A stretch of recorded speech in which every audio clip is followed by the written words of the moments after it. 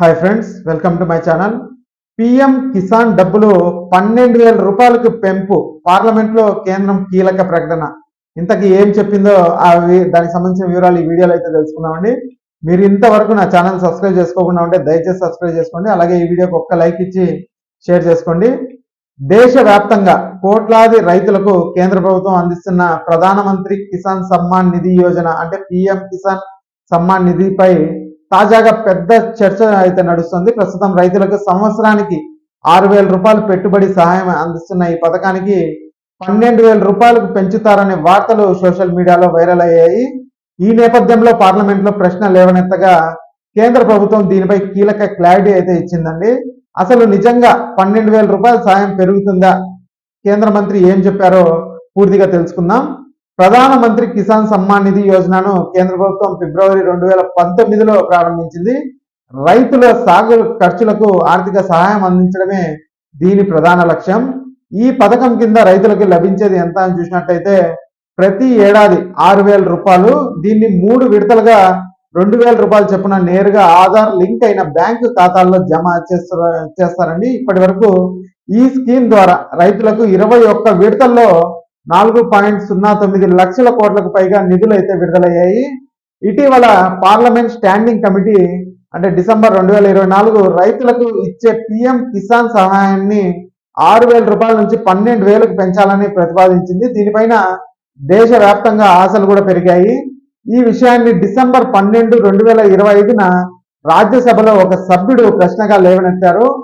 కేంద్రం ఇచ్చిన సమాధానం ఏమో ఒకసారి చూసినట్టయితే కేంద్ర వ్యవసాయ శాఖ సహాయ మంత్రి రామ్నాథ్ ఠాకూర్ లిఖిత పూర్వకంగా సమాధానం ఇస్తూ ప్రస్తుతం పిఎం కిసాన్ సహాయాన్ని 12,000 రూపాయలకు పెంచే ఎలాంటి ప్రతిపాదన ప్రభుత్వ పరిశీలనలో లేదు అనేసి చెప్పారు. స్టాండింగ్ కమిటీ సిఫార్సులను ప్రభుత్వం ఇప్పటి వరకు ఆమోదించలేదని చెప్పారండి. అంటే ప్రస్తుతం రైతులకు వచ్చే సహాయం 6,000 రూపాయలుగానే కొనసాగుతుందనేసి మనకైతే తెలుస్తోంది. ఇక పిఎం కిసాన్ ఫార్మర్ ఐడి తప్పనిసరా అనేసి ఒకసారి చూసినట్టయితే ఇదే సమయంలో మరొక కీలక ప్రశ్న కూడా పార్లమెంట్లో అడిగారు. కేంద్రం ఇచ్చిన స్పష్టత చూసినట్టయితే కొత్తగా రిజిస్ట్రేషన్ చేసుకున్న రైతులకు మాత్రమే ఫార్మర్ ఐడి తప్పనిసరి. ఇది ప్రస్తుతం 14 రాష్ట్రాలకు మాత్రమే వర్తిస్తుంది. మిగతా రాష్ట్రాల్లో ఫార్మర్ ఐడి లేకుండానే రిజిస్ట్రేషన్ అయితే చేసుకోవచ్చు అని కూడా చెప్తున్నారు. ఇక పిఎం కిసాన్ పథకానికి ముఖ్యమైన షరతులు రైతులు తప్పకుండా తెలుసుకోవాల్సిన కొన్ని కీలక నిబంధనలు కింద అయితే మనం చెప్తామండి.